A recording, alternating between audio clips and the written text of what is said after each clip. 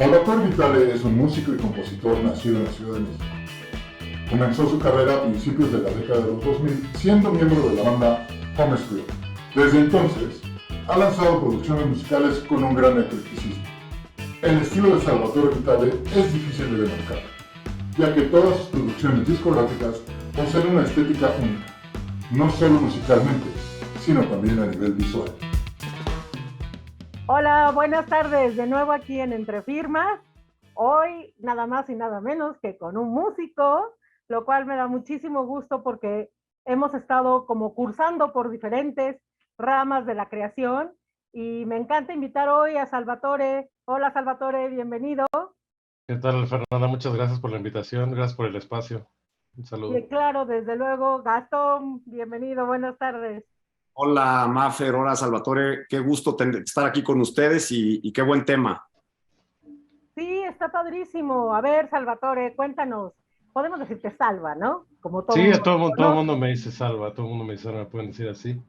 O Don Salva, nada O cierto. Don Salva. Oye, Salva, cuéntanos algo sobre la incursión de un músico en el mundo del derecho de autor. ¿Cómo fue ese primer tropiezo? Si lo tuviste, ¿cómo sucedió? ¿En qué momento te diste cuenta que existía algo que tenía que ver con los derechos de autor en tu vida? La primera vez que tuve como la incursión en ese tema que mencionas es hace muchos años, cuando todavía existía, bueno, creo que todavía existe Telehit, pero tenía una importancia mayor Telehit y MTV, y teníamos que enviar videos en formato Betacam, Beta 8, no sé cómo se llamaba, y te pedían que tuviera, o sea, te pedían la información de registros, ¿no? Porque pues, va la SACMA ahí con ellos, y es donde empiezan, toman como todas las regalías de reproducción de los artistas, entonces uno tenía que tener este tipo de derechos. Cuando uno empieza, pues uno no tiene idea de la importancia que es eso, ¿no? Te dicen, pues, te la pueden robar, ¿quién me la va a robar? Pues nadie escucha esto, pero pronto empiezas a escuchar, te empiezan a escuchar en la radio, empiezas a tener acceso a estas cosas y te das cuenta de la importancia de tener los registros.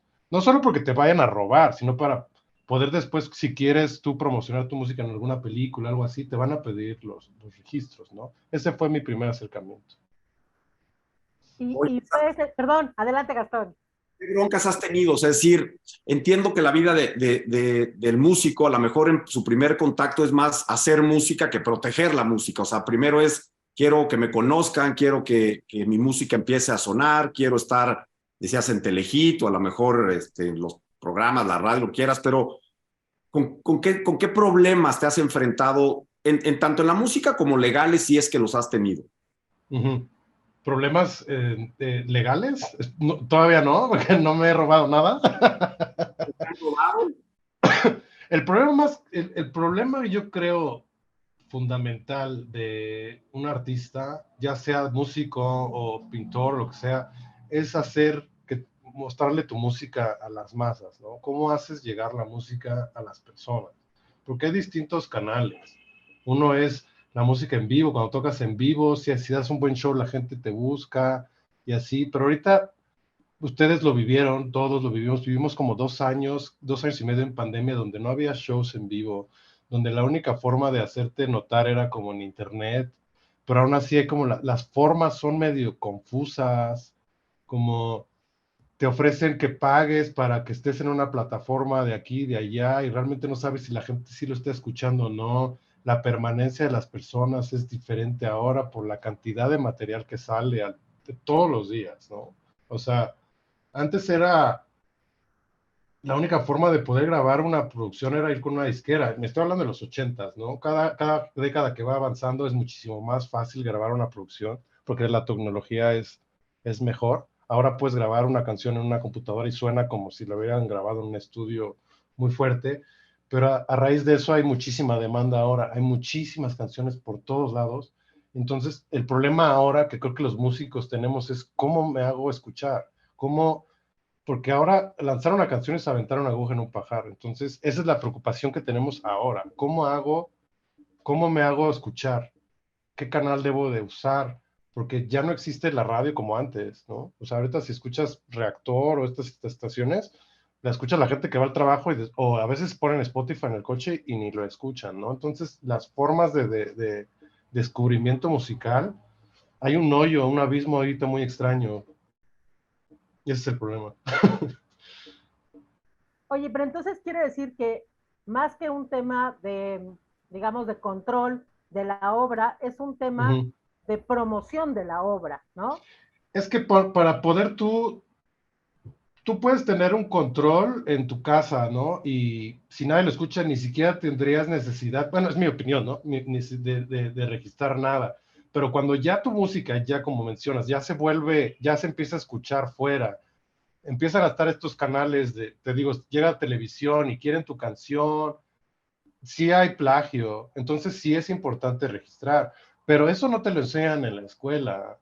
Eso no te lo enseñan cuando tú estás en una banda y eso jamás, jamás se discute en ningún momento, ¿no? O sea, es el rock and roll, es las chavas, es las fiestas y esta onda y este factor importante de lo legal, del registro, de inclusive hablar como de porcentajes porque hay veces que hay bandas, en una banda hay alguien que hace más que otra persona, o hay una persona que hace las canciones, y los demás ahí hacen sus arreglitos, y yo sé que el compositor gana un poco más porque los arreglos se pagan a chas, ¿no? Yo te hice un arreglo, te pago así, y eso no entra en registro. Me corregirán ustedes, pero según yo tengo entendido que es así. Y eso a la larga creo que resuelve muchísimos problemas, pero nadie nos enseña esas cosas. Eso lo vemos así perdón, a madrazos, ¿no?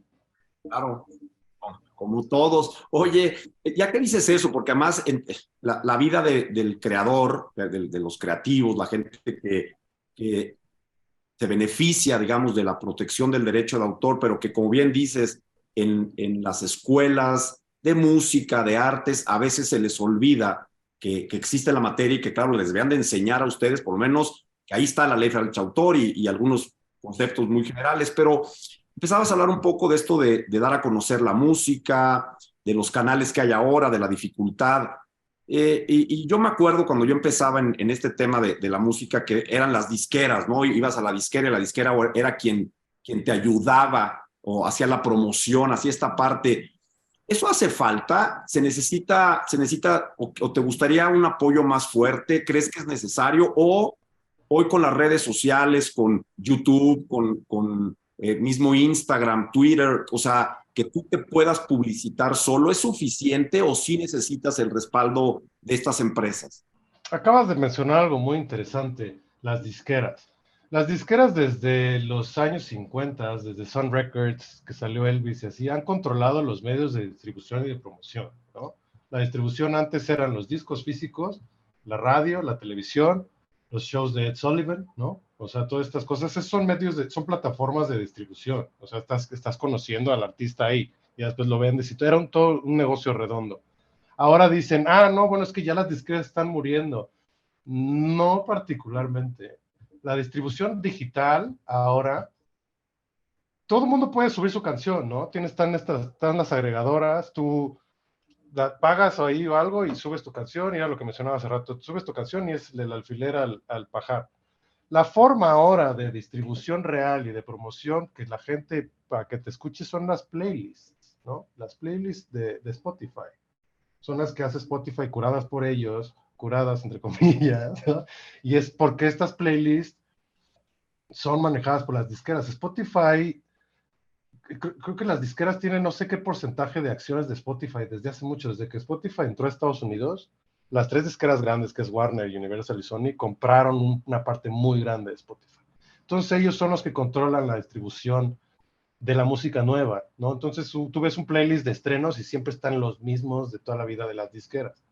Como artista independiente, ahí sí es como dices el problema, es como, ¿qué hago? Porque ¿cómo entro yo a una distribuidora así?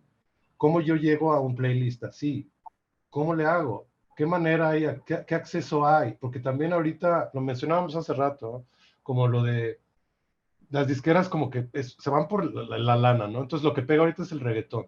Y muy legal y muy justo y está bien porque a la gente le encanta, pero no hay apertura para otro tipo de música que hay ahí, no existe ni el interés, ¿sabes? Y estamos viendo como, no se van a morir los demás géneros, pero sí llega a haber como una dificultad donde la gente se va a rendir, artistas van a decir, no todos, pero la vasta mayoría se va a rendir, va a decir, es que no puedo ya, o sea, no puedo, ya no puedo estar como intentando una vez más.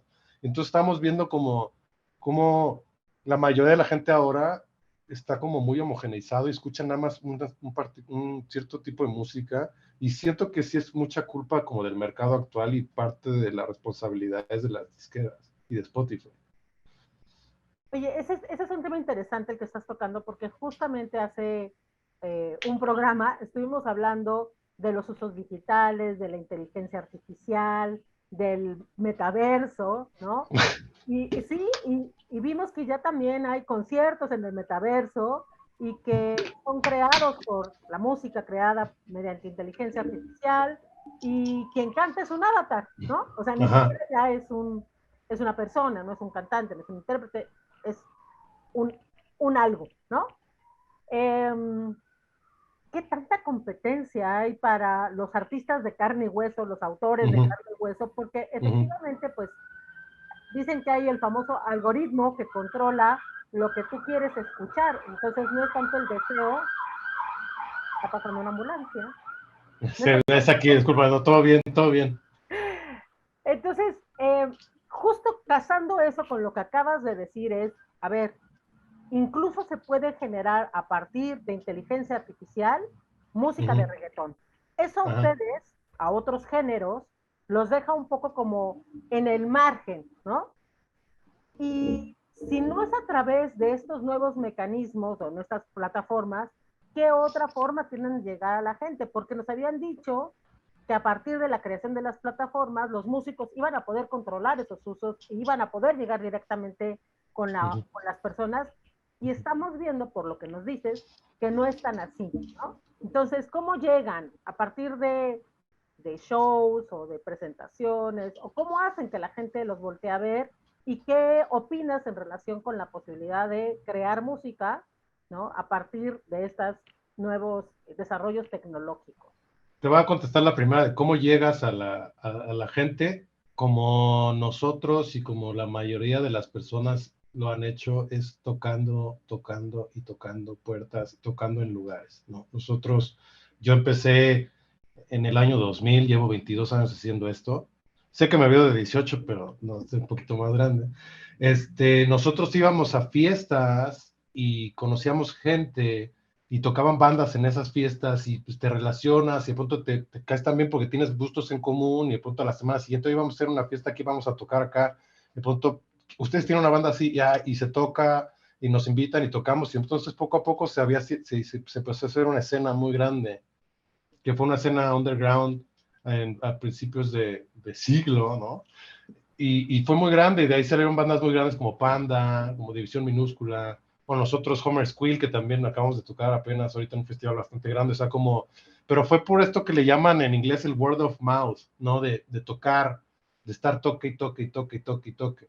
Ahorita hay un cierto como espejismo, está medio nublado por el hecho de que estuvimos 2 años encerrados, entonces es como que las bandas que empezaron, al menos en esta etapa, han de estar como, ¿qué hago? ¿Qué hago? Pues tienes que salir. Ahorita hay una actitud de todo mundo como de ir a todos los shows, ¿no? O sea, todo el mundo quiere ir a todo. Entonces, por eso Ticketmaster está cobrando así de que Vive Latino 5,000, y todo el mundo, porque todo el mundo quiere salir. Entonces, mi consejo sería salir, en vez de estarse preocupando por el post en Instagram y el videíto aquí y pagar en YouTube, y nadie le pone atención a los anuncios de YouTube, nadie. Es como, le das, pum, para afuera. Yo no quiero saber nada de eso. De eso viven esas Facebook e Instagram, así, de cobrarle anuncios, venderle sueños a las personas de cosas. Eso que lo haga La Costeña y Catsup y todas estas cosas, pero música tienes que salir a tocar, la gente te tiene que ver, tiene que experimentar lo que estás haciendo, ¿no?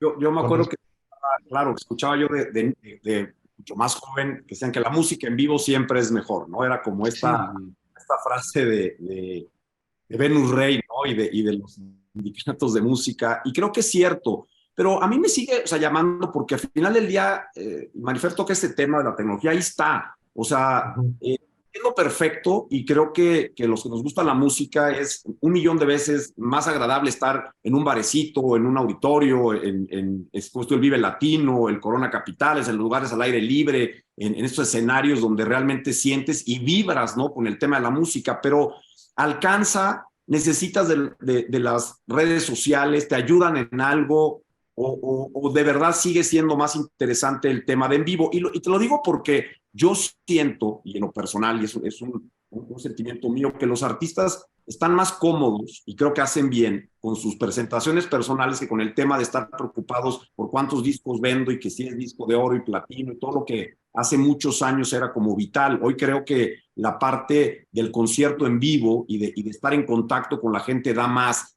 Eso se puede, es fácil hacerlo, te ayudan las redes sociales para poder llegar a hacer un concierto. ¿Cómo logras llegar a dar un concierto? Las redes sociales te ayudan a tener un acercamiento así íntimo con la gente que le gusta lo que haces. Es una facilidad para comunicar muchas cosas, ¿no?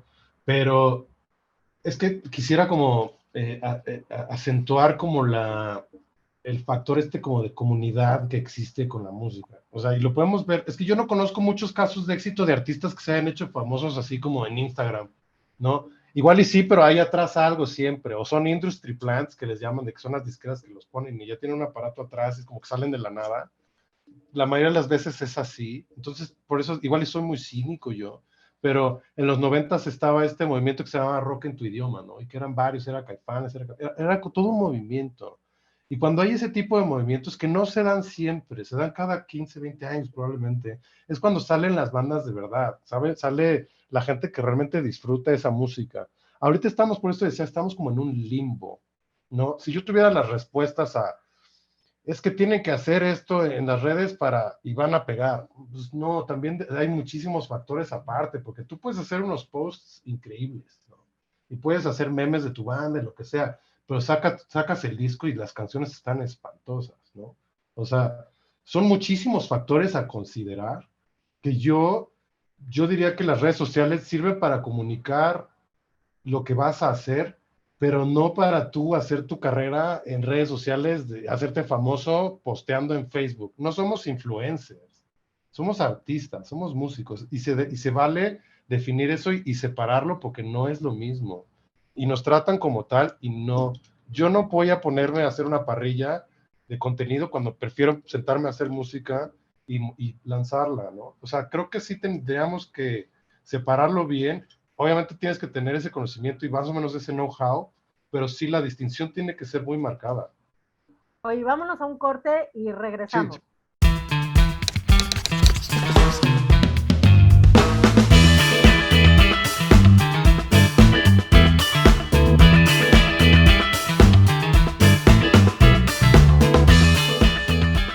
Salva, platicas de cosas, la va muy padres y muy agradables de lo que has vivido como músico. Y decías una cosa bien interesante, que hay que tocar y tocar y tocar y tocar. Creo que, y tocar las dos, ¿no? Puertas y los instrumentos, ¿no? Hacer música y tocar, con tu música ir a tocar puertas, ¿no? Creo que esa es parte de, y tu música de alguna manera también, pues te irá abriendo puertas. Pero ya que tocaste, ya que llegaste a esa puerta, ya que alguien te la abre, y te dicen, bueno, aquí está, y entonces te ponen enfrente un papelito, ¿no? Con letritas, cláusulas, que a veces no se entienden.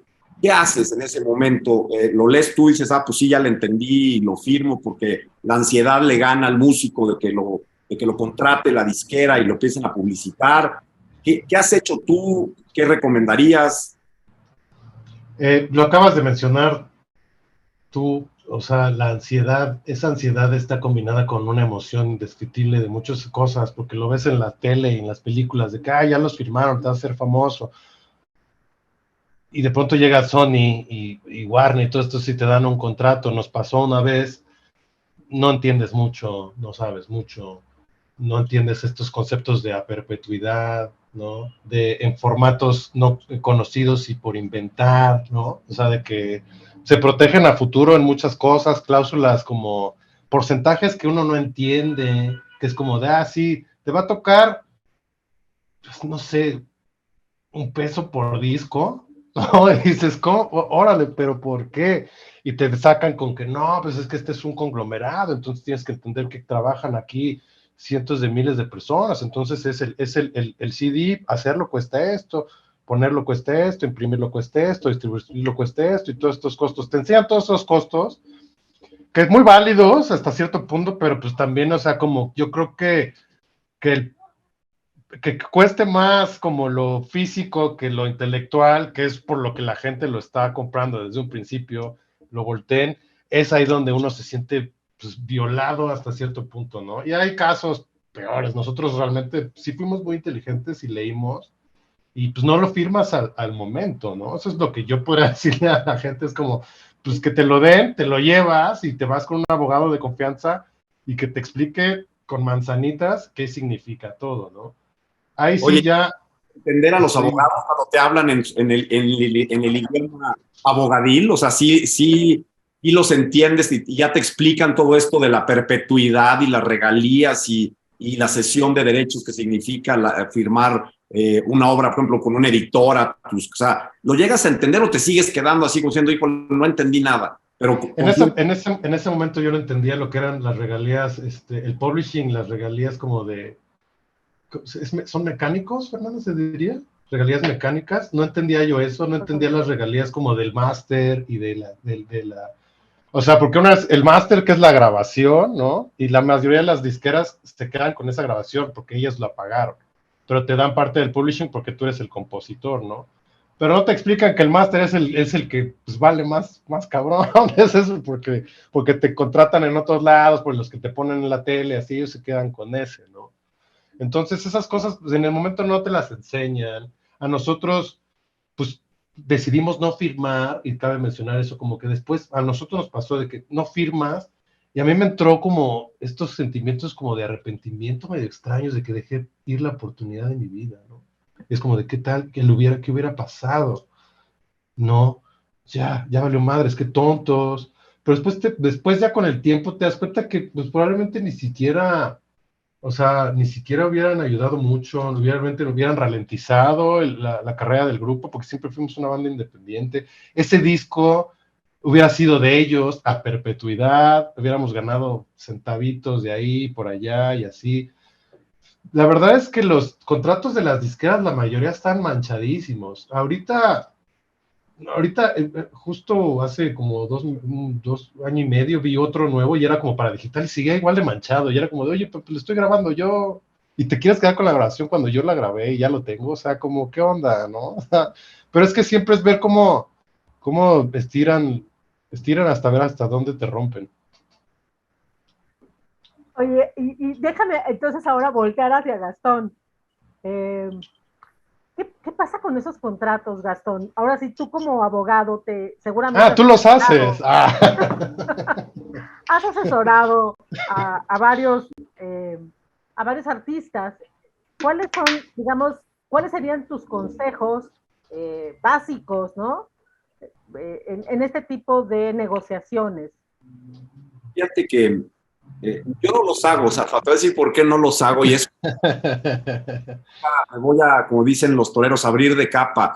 A mí siempre me ha gustado más estar del lado del autor, siempre, casi, digo, toda mi vida y casi profesionalmente he asesorado más a los autores que a la parte de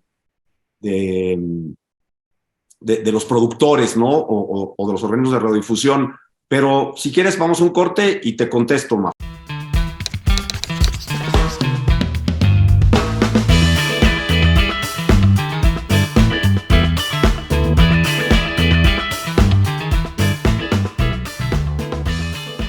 Estamos de vuelta aquí en Entre Firmas. Gastón, danos esas recomendaciones. Pongan atención, músicos. Fíjate que yo creo que para todos, o sea, para mí una de las cosas que más me fijo cuando reviso un contrato que tiene que ver con interpretación artística, para ejecución, ya sea para un actor que va a estar en una película, y el tema de los grupos o de los cantantes con las disqueras es la vigencia, es decir, ¿durante cuánto tiempo voy a estar yo contigo? O sea, ¿quieres que esté esa palabra perpetuidad, ¿no? Que luego nos asusta mucho a todos, es decir, a ver, ok, esto es mío, es mi obra, yo ya la hice, Estoy de acuerdo que la disquera tiene todo ese mundo de gente que decía Salvatore, o sea, sí, por eso funcionan y tal, pero ¿durante cuánto tiempo quieres que esté yo contigo? ¿1 año, 3 años, 2 años? ¿Qué pasa cuando se termine el contrato? ¿Qué me regresas a mí? ¿Con qué te quedas tú? Y que te lo expliquen. O sea, creo que el lenguaje, el idioma, da para que todos tengamos que tener claridad en qué es lo que estamos firmando, casi sin necesidad del abogado, o sea, de saber qué es lo que quieres de mí. Yo lo primero que me fijo es eso, en la vigencia. Si es un contrato de obra musical, bueno, es simplemente para que distribuyas mi producto o es además el publishing, como dices, es decir, te vas a quedar con estas canciones, te vas a quedar con este máster, tú lo vas a administrar, vas a cobrar tú esto y luego me lo vas a dar a mí, me vas a dar un anticipo, yo voy a las ganancias de lo que se venda. Creo que son los puntos para mí medulares en la revisión de un contrato de obra musical, porque cuando tú te vas, ¿no? Te sales de la disquera, de repente te encuentras con que pues ya no es tuyo, como dices, sí, yo soy el autor, es mío, pero le cedí los derechos a la editora, y entonces ahora ese catálogo ya no es tuyo y lo tienen ellos y tus ellos son los que administran y te fijas si mañana esas canciones pueden estar o no a lo mejor sincronizadas en una película y tú no querías, o ser parte de un anuncio y dices, oye, pero ¿qué hace mi canción en un anuncio? Sí, o sea, ese es el tema, o sea, que les pasa mucho, ¿no? Es, oye, yo no hice esta canción para hacer publicidades, ¿no? O sea, eso es lo que hay que fijarse, pero además la ley, que eso es bueno, que nuestro sistema da para eso, suple aquellas deficiencias de la negociación en obra futura, en sincronización, en autorización a los autores, pero creo que mi primer tip sería que lo lean ellos. Es importantísimo que ustedes lean el contrato, o sea, no se vale nada más dejar la responsabilidad al abogado porque a lo mejor el abogado lo tiene claro, pero tú no lo tienes claro y el tema es tuyo. O sea, los abogados estamos para representarlos a ustedes. Yo no soy el que va a firmar con la disquera, yo no soy el que está produciendo, yo no soy el que va a cantar, eres tú. Y si no lo entiendes tú, mi obligación es explicártelo hasta que lo entiendas, pero la mejor ya que lo leíste. Entonces creo que leerlo, ver el tema de la vigencia, ver qué obligas, donde dice cláusula de obligaciones, bueno, pues a ver, ¿a qué me estoy obligando, no? ¿Y a qué se obligan conmigo? A difundir, por cuánto tiempo, quién le va a meter lana a la producción. O sea, todo eso creo que es bien importante y serían los puntos que yo creo que hay que tomar en cuenta. No, y también un paréntesis ahí también, como responsabilidad de músico, igual, aparte de entender el contrato, creo que también un poco entender cómo funciona la industria y saber que también las disqueras asumen un riesgo, ¿no? Bueno, en ese momento, antes, no sé ahora, pero antes era imprimo, edito 500,000 discos y no se me vendió ni uno, güey, ¿no? Entonces también es un riesgo de ahí, es entender toda la industria como tal, es responsabilidad de los músicos. Claro. Claro, eso en el tema de la creación, digamos, o de la producción de discos. Pero también hay otro tema ahora que son la música en las plataformas, en donde ustedes suben su música y hay un contrato como de adhesión también, ¿no? Pues si quieres, lo firmas y si no, no estás, ¿no? Entiendo que tú ya estás en las plataformas, Alba. Sí. Yo ¿Cómo por te han tratado? Cuéntanos brevemente. Por fortuna, o sea, con la banda lo hemos subido con agregadoras como diferentes donde no hay que firmar como un contrato y te puede salir en el momento que sea. Y porque tenemos ya bastante audiencia, la gente las escucha sin problema. Yo, por otro lado, tengo un proyecto solista donde sí, he estado como buscando quién me ayude y quién no. Y pues también medio manchadas, los porcentajes son manchados, te prometen cosas que no pueden cumplir, porque ellos no controlan lo que mencionaba hace rato, lo de las playlists. Ellos, o sea, las agregadoras te dicen, es que nosotros hacemos los pitches. Muy probablemente puedas estar en un pitch. Y ya cuando entras y les diste lana y todo esto, de pronto no hay pitch ni nada, pero es por estas promesas. Es que es un negocio de promesas. La música es un negocio de promesas y la mayoría siempre son inconclusas porque la gente está muy emocionada, es una pasión indescriptible por hacer lo que más te gusta.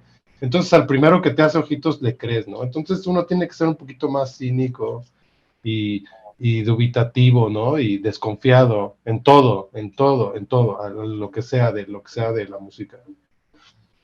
Nos queda menos de un minuto. ¿Dónde te podemos ver ahora? ¿Dónde vas? Acabas de regresar de Guadalajara. ¿Qué sigue, Salva?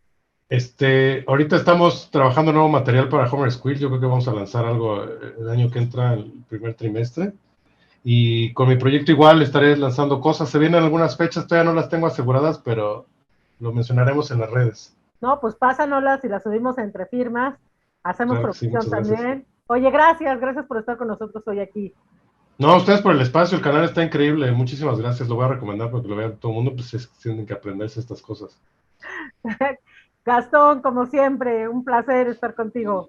Gracias, Marifer, gracias, Salvador. De veras, un gran programa, muy entretenido y grandes tips que diste, Salvador. Bien, No, a ti, Gastón, muchas gracias. Sigue adelante con la música. Siempre, buen abogado, un buen abogado. Un beso.